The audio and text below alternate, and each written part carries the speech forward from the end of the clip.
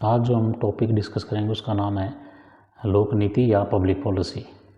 इसका अर्थ, इसकी परिभाषा और इसका महत्व। तो इसका अर्थ देख लेते हैं हम। लोक नीति सरकार द्वारा समाज की समस्याओं के समाधान हेतु बनाए गए नियमों, कानूनों, योजना और कार्यक्रमों का एक समूह है। यह सरकारी निर्णयों और कार्यों का वह ढांचा है जिसका उद्देश्य जन कल्याण को बढ़ावा देना है।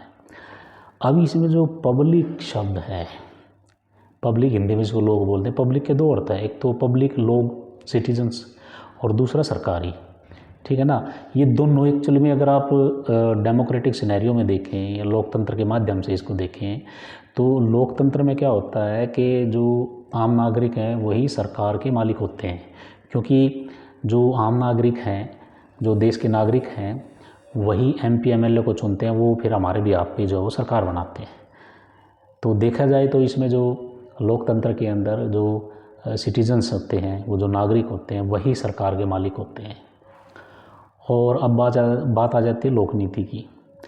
तो लोक नीति में क्या हुआ कि लोगों के लिए नीति। कौन सी लोगों के लिए नीति, ठीक है ना। मतलब कि पॉलिसी मतलब फ्यूचर एक्शन, ऑफ कोर्स, भविष्य में जो काम करने वाले हैं, सरकार जो काम करना चाहती है। कौन से काम करती है भाई सरकार करती है कि भाई लोगों के वेलफेयर के लिए काम करना, ठीक है ना। गरीबों के लिए योजनाएं चलाना, एग्रीकल्चर पॉलिसी होगी, किसानों के लिए काम करना, हैंडीकैप्ड आदमियों के लिए काम करना, एजुकेशन के लिए काम करना, हेल्थ के सेक्टर में काम करना। जब इस तरीके से काम किए जाते हैं तो सरकार उसके लिए एक पॉलिसी बनाती है, जैसे नेशनल हेल्थ मिशन, ठीक है ना। तो वो लोगों के कल्याण के लिए होता है डेमोक्रेसी के अंदर। तो ये तो इसका अर्थ था। और इसमें ना बहुत सारे मतलब कि जो एक्ट वगैरह बनाए जाते हैं, जो पॉलिसी बनाई जाती हैं, है ना। तो उसमें बहुत सारे नियम होते हैं, कानून होते हैं, योजनाएं होती हैं, कार्यक्रम होते हैं, ठीक है। तो आगे हम इसमें डिस्कस करेंगे। इसकी परिभाषा देख लेते हैं। थॉमस डाई के अनुसार लोक नीति वह है जो सरकार चुनती है करने या ना करने के लिए। मतलब सरकार क्या करना चाहती है और क्या नहीं करना चाहती, वो अपने आप में लोक नीति है। मतलब लोगों के लिए क्या काम करना है, मतलब लोगों के लिए, लोगों की भलाई के लिए क्या ठीक है क्या गलत है। जो गलत है उसको तो सरकार करेगी नहीं, तो वो भी अपने आप में एक पब्लिक पॉलिसी होगी। तो आगे देखिए, डेविड स्टर्न क्या कहता है, लोक नीति सरकार द्वारा समाज के लिए मूल्यों का प्राधिकृत आवंटन है। समाज के लिए मूल्यों का, तो ये जितनी भी नीति बनाई जाती हैं वो लोगों के वेलफेयर के लिए होती हैं, उसमें एथिकल वैल्यूज़ तो होती हैं भाई, है ना। आगे हैरोल्ड लासवेल के अनुसार लोक नीति समाज में शक्ति और संसाधनों के वितरण से संबंधित है। तो उन्होंने एक अलग अंदाज में इसका जो है एक्सप्लेनेशन दिया है कि भाई गरीबों को, अगर कोई गरीब है तो उसको सरकार जो है घर उपलब्ध करवाए, कोई बेरोज़गार है उसको जो है रोज़गार उपलब्ध करवाए, ठीक है। किसानों को जो अगर कोई सब्सिडी पे खाद मिलता है, सिलेंडर सब्सिडी पे मिलता है, बिजली सब्सिडी पे मिलती है, गरीबों को फ्री भी मिलता है, ठीक है ना।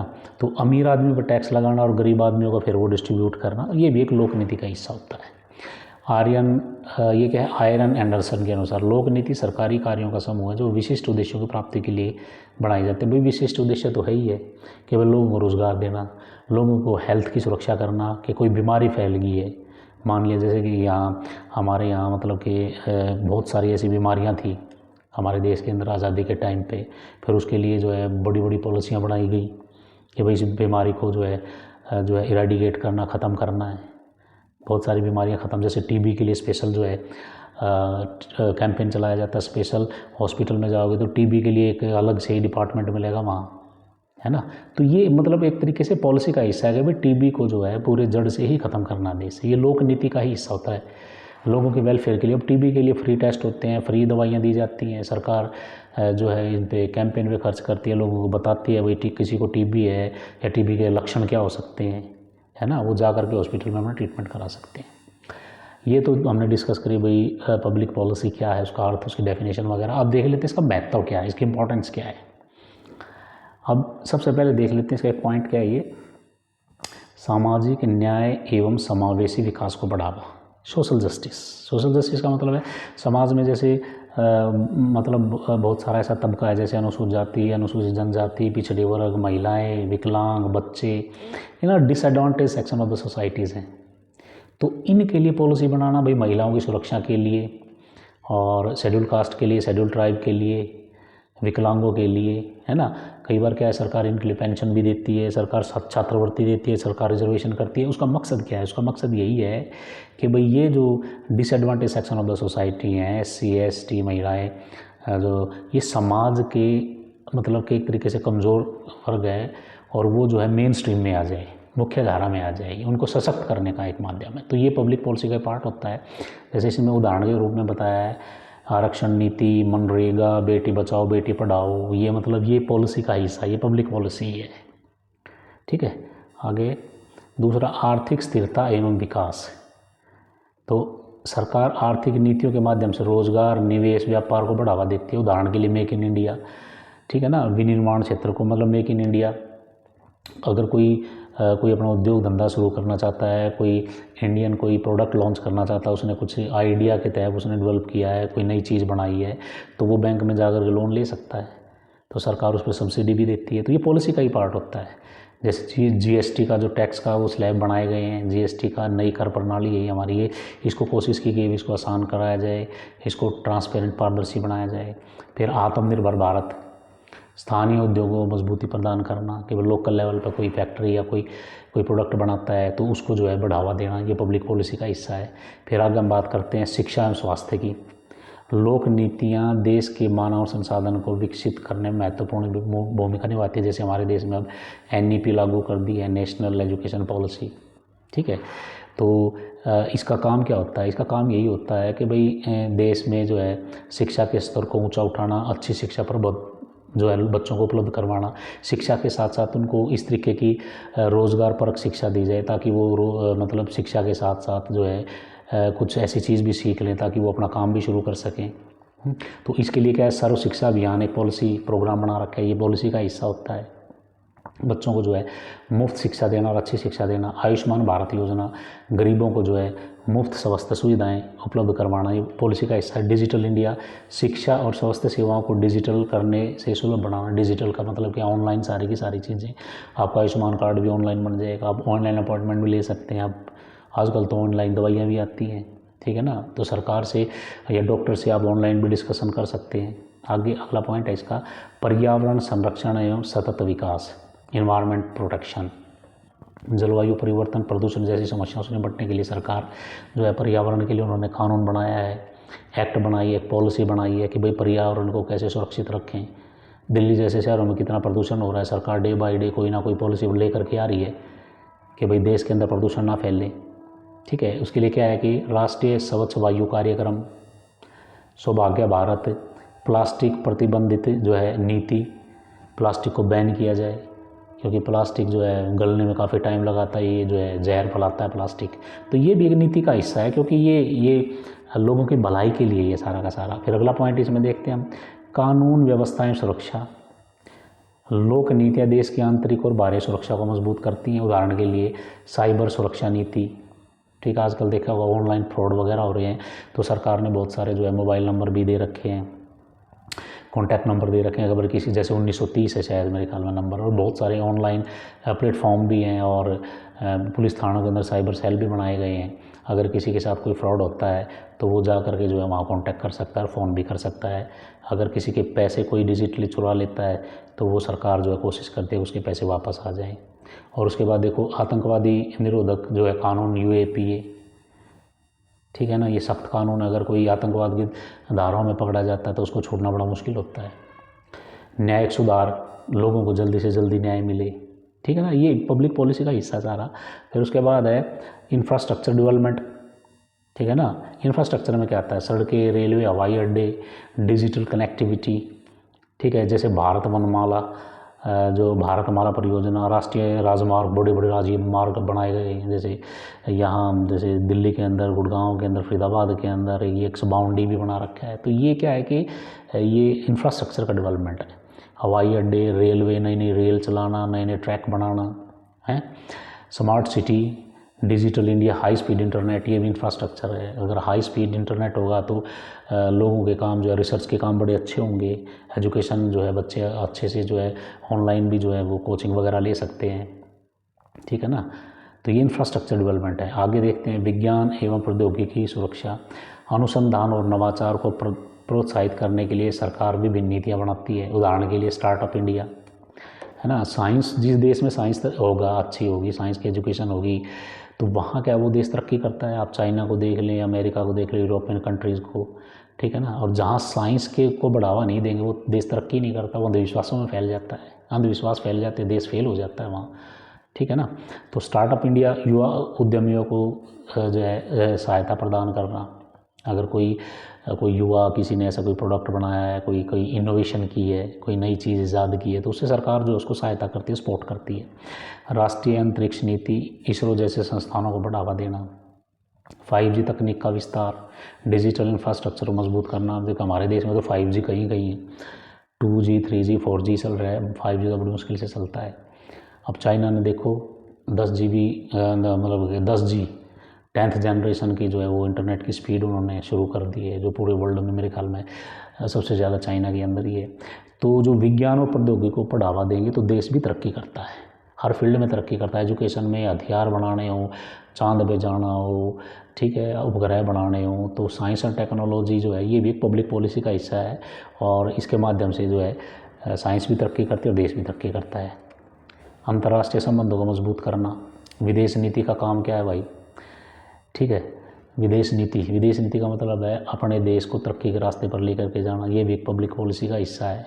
पहले अपना, उदाहरण के लिए नेबरहुड फर्स्ट पॉलिसी, अपने पड़ोसी देशों के साथ संबंध सुधारना, ताकि कभी कोई प्रॉब्लम हो जाए, ठीक है, अर्थक्वेक, बाढ़ आ जाती है, कोई और प्रॉब्लम हो जाती है, तो जो आसपास के जो पड़ोसी देश होते हैं वो हेल्प करते हैं।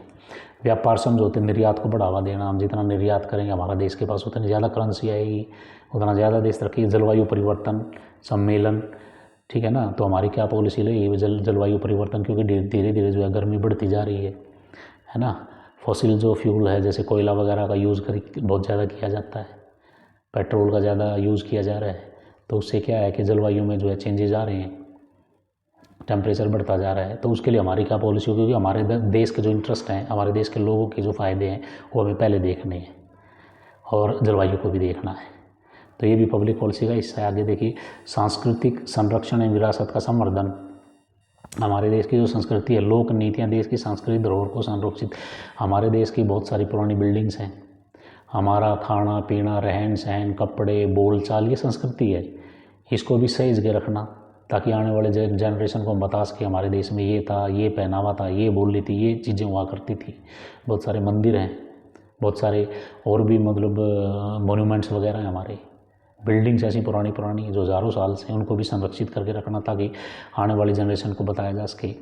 राष्ट्रीय सांस्कृतिक नीति, पारंपरिक कला, भाषा, स्मारकों का संरक्षण, हस्तशिल्प उद्योगों को प्रोत्साहन, कारीगरों को आर्थिक सहायता प्रदान करना। यूनेस्को की जो विश्व धरोहर हैं हमारे देश में भी है बहुत सारी, तो उनका रख रखाव करना, तो ये भी पब्लिक पॉलिसी का हिस्सा होता है। कृषि एवं ग्रामीण विकास, कृषि क्षेत्र को मजबूत बनाने और ग्रामीण अर्थव्यवस्था को सुधार करने के लिए, जैसे प्रधानमंत्री जो है किसान सम्मान निधि, जो किसानों के खाते में जो 2000-6000 रुपये आते हैं किसानों के को फाइनेंशियल सपोर्ट करने के लिए। ई नाम, कृषि उपज व्यापार राष्ट्रीय बाज़ार, मतलब कि इस नाम से क्या है कि एक बाज़ार स्थापित किया गया है इलेक्ट्रॉनिकली, कोई भी किसान उसमें जाकर के अपनी फसल बेच सकता है। प्रधानमंत्री कृषि सिंचाई योजना, जल संरक्षण और सिंचाई सुधारों का विस्तार, मतलब इस तरीके से बहुत सारी प्रोग्राम्स, पॉलिसीज़ बनाई गई हैं, ठीक है।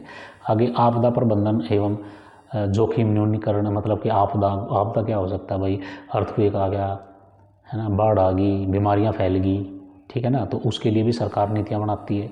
राष्ट्रीय आपदा प्रबंधक योजना, फ्लड प्रूफिंग इंफ्रास्ट्रक्चर डेवलपमेंट, आपदा प्रक्रिया बल, NDRF, तो ये जो है सरकार इसके लिए भी पॉलिसी बनाती है, एक्ट बनाती है, ताकि लोगों को कम से कम नुकसान हो। अगर कोई इस तरीके की जो आपदा आती है तो वो जो है लोगों के जो है भलाई के लिए काम करे। आगे 12वां है digital governance, e governance.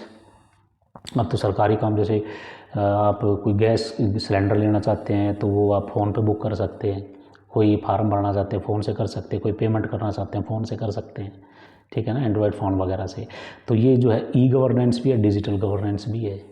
Digital India पहल, ई गवर्नेंस सेवा का विस्तार, उमंग ऐप है, ब्लॉकचेन तकनीक, मतलब कि बहुत सारे सरकार ने ऐप बना रखे हैं, अगर आपका मान लिया कि आधार कार्ड डाउनलोड करना वो भी उससे डाउनलोड हो जाता है, मान लिया आपने कोई वोटिंग कार्ड डाउनलोड करना वो भी हो जाता है, वोटिंग लिस्ट में नाम देखना वो भी आप देख सकते हो, सब आपके मोबाइल में अवेलेबल है और सब के एप्लीकेशंस बने हुए हैं। ये भी पब्लिक पॉलिसी का हिस्सा है। शहरीकरण एवं आवास नीति, बढ़ती हुई जो शहरी आबादी की आवश्यकताओं को पूरा करना। कैसे करेंगे भाई, नीति बनाएंगे तभी तो होगा। प्रधानमंत्री आवास योजना, शहरी एवं ग्रामीण। Atal mission for rejuvenation and urban transformation, AMRUT, शहरों के लिए जो है पॉलिसी। मेट्रो रेल नेटवर्क का विस्तार, अब धीरे धीरे क्या है, दिल्ली से बाहर भी नेटवर्क जो है वो शुरू होने वाली है, हरियाणा में भी शुरू होगी, पानीपत तक आने वाली हैं। तो मतलब कि गांव के अंदर भी और शहर के अंदर भी, तो इनके लिए जो पॉलिसी बनाई है, लोगों के लिए पॉलिसी है कि भाई उनको ज़्यादा से ज़्यादा जो है सुविधाएं उपलब्ध करवाएं। आगे श्रम सुधार एवं कौशल विकास, ठीक है, कार्यबल को अधिक सक्षम और रोजगार के अवसर बढ़ाने हेतु, उदाहरण प्रधानमंत्री कौशल विकास योजना, नया श्रम कोड, महिला श्रमिकों के लिए विशेष प्रावधान। ठीक है, मतलब कि श्रम सुधार का मतलब है कि लोगों को ट्रेनिंग भी देना ताकि उनको अच्छी मजदूरी मिले, अच्छा काम मिल जाए, उनके कौशल में जो है विकास करना। तो ये सरकार टाइम टू टाइम कोई ना कोई पॉलिसी जो है वो बनाती रहती है। जैसे प्रधानमंत्री कौशल विकास योजना है, तो इसके तहत कंप्यूटर चलाना सिखाया जाता है या कोई और भी जो है कला जो है उनको सिखाई जाती है ताकि वो अपना रोज़गार जो है वो मतलब कि सुदृढ़ कर सके। और इनके श्रमिकों के लिए जो है जो इंश्योरेंस वगैरह भी होती है, मेडिकल बेनिफिट भी इनको दिए जाते हैं। ठीक है, आगे ऊर्जा सुरक्षा एवं नवीनीकरण ऊर्जा आत्मनिर्भरता, स्वच्छ ऊर्जा को बढ़ावा देना, जैसे कि फॉसिल फ्यूल, जैसे कोयले से, पेट्रोल से ये जो बिजली बनती है, उसके अलावा जो है सोलर सिस्टम ये से जो है पानी से जो है वो जो है बिजली बनाई जाए ताकि कम से कम पर्यावरण को नुकसान हो, और उन चीज़ों को छोड़ते हुए नई चीज़ों की तरफ जो है आगे बढ़ना। उदाहरण के लिए जो क्या है, देखिए जो पॉलिसी बनाई है सरकार ने, राष्ट्रीय हाइड्रोजन मिशन, सौर ऊर्जा को प्रोत्साहन, इलेक्ट्रिक वाहन को जो है प्रोत्साहन देना ताकि जो है कम से कम जो है पॉल्यूशन हो। आगे वित्तीय समावेशन एवं बैंकिंग सुधार, आर्थिक सेवाओं तक सभी की पहुंच सुनिश्चित करना। आजकल तो स्टॉक मार्केट जो है, शेयर मार्केट के अंदर भी जो है करोड़ों लोगों ने अपने अकाउंट खुलवा लिए हैं, तो उन लोगों को धीरे धीरे उसकी समझ आ रही है। ठीक है, और जैसे जन धन योजना, बैंकिंग विस्तार, ये सरकार का मतलब कि पॉलिसी है। डिजिटल पेमेंट को प्रोत्साहन देना, यूपीआई से, भीम ऐप से। मुद्रा योजना, लघु उद्यमियों को ऋण उपलब्ध करवाना, है ना। छोटे मोटे जो उद्यमी हैं, जो कोई अपना छोटा मोटा काम शुरू करना चाहता है तो बैंक से जाकर के लोन ले सकता है, सरकार उस पर जो है सब्सिडी भी देती है। मान लीजिए 1 लाख का लोन लिया तो आपको 40,000 की सब्सिडी मिल जाएगी, 60,000 ही बैंक को आपको भरने पड़ेंगे। तो ये भी लोगों की पॉलिसी, पब्लिक पॉलिसी का हिस्सा है। ठीक है, खाद्य सुरक्षा एवं पोषण, देश की जनसंख्या को पर्याप्त भोजन और पौष्टिक आहार उपलब्ध करवाना, राष्ट्रीय खाद्य सुरक्षा अधिनियम। और मध्याह्न भोजन जो स्कूलों में जो कराया जाता है बच्चों, छोटे बच्चों 8वीं तक के बच्चों को जो भोजन उपलब्ध कराया जाता है। आयुष्मान भारत पोषण योजना, तो ये जो जितनी भी योजनाएं बनाई जाती है खाद्य सुरक्षा के, भाई कोई भी भूखा ना रहे देश के अंदर, और अच्छे न्यूट्रिशनल जो है उनको जो है डाइट दी जाए, खाना अच्छा दिया जाए, रोटी दाल, मतलब जो भी अच्छी चीज़ दी जाए उनको, ये भी पब्लिक पॉलिसी का हिस्सा है। परिवहन एवं संचार नीति, देश के परिवहन जो है ढांचे को मजबूत करना। भारत नेट परियोजना, डिजिटल कनेक्टिविटी। सागरमाला परियोजना, मतलब परिवहन, ट्रांसपोर्टेशन, रेलवे की बात करते हैं हम, हवाई बसों की बात करते हैं, हवाई जहाज़ की हम बात करते हैं। ठीक है, तो लोगों को ज़्यादा से ज़्यादा सुविधा उपलब्ध करवाना। सागरमाला जो तटीय संपर्क को मजबूती देता है। और जो भारत नेट जो है, ये संचार नीति, जो नेट जो है, नेट की स्पीड अच्छी हो, 5G हो, 6G हो, 7G हो, कोई इंटरप्शन ना हो, किसी तरीके की कोई दिक्कत ना हो। ठीक है ना, तो ये पब्लिक पॉलिसी का हिस्सा है। परिवहन, लोगों को अच्छा परिवहन उपलब्ध करवाना, बसें हैं, रेल है, हवाई जहाज़ हैं, या कोई और भी ट्रांसपोर्टेशन, मेट्रो ट्रेन्स वगैरह हैं। संचार भी अच्छा, मोबाइल हमेशा काम करे, स्पीड से काम करे। तो ये सारे के सारे जो बातें मैंने बताई, ये पब्लिक पॉलिसी है। अब इसका निष्कर्ष में क्या लेवा, लोक नीतियाँ समाज के प्रत्येक पहलू को प्रभावित करती हैं। जितने भी मैंने बताई सारे के सारे पहलू जो है वो आ गए हैं इसमें, और वो राष्ट्र निर्माण में महत्वपूर्ण भूमिका निभाती है। एक सुविचारित नीति निर्माण प्रक्रिया देश को सतत विकास के पथ पर आगे बढ़ने में सहायता करती है। एक बहुत बढ़िया योजना अगर बनाई है तो देश के विकास के रास्ते पर लेके जाती है। ये नीतियाँ न केवल वर्तमान पीढ़ी बल्कि भावी पीढ़ी के लिए भी बेहतर भविष्य का निर्माण करती हैं। ये वर्तमान के लिए नहीं होती, ये जो होती हैं नीतियाँ ये भविष्य के लिए होती हैं कि ताकि आने वाली जो जनरेशन है उसको भी उसका फ़ायदा हो। तो ये पब्लिक पॉलिसी था। मुझे उम्मीद है आपकी समझ में आएगा। Thank you.